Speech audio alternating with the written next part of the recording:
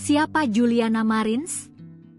Pendaki Brasil yang jatuh di Gunung Rinjani bikin netizen luar serbu akun Presiden Prabowo. Seorang pendaki asal Brasil bernama Juliana Marins, 27, dilaporkan jatuh saat mendaki Gunung Rinjani pada Sabtu pagi, 21 Juni 2025. Kejadian ini terjadi di sekitar kawasan Cemara Nunggal, jalur yang biasa digunakan pendaki untuk mencapai puncak Gunung Rinjani. Terakhir kali Juliana terlihat melalui gambar yang diambil oleh pesawat tanpa awak pada hari Sabtu.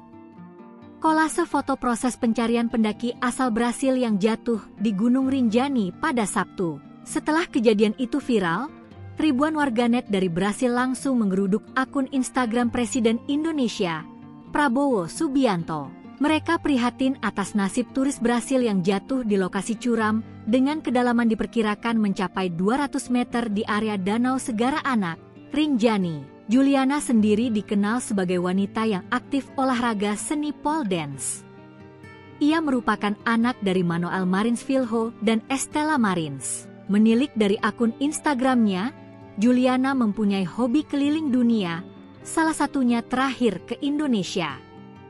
Juliana begitu menyukai perjalanan wisata khususnya alam terbuka. Terakhir, ia mendaki Gunung Rinjani, Lombok.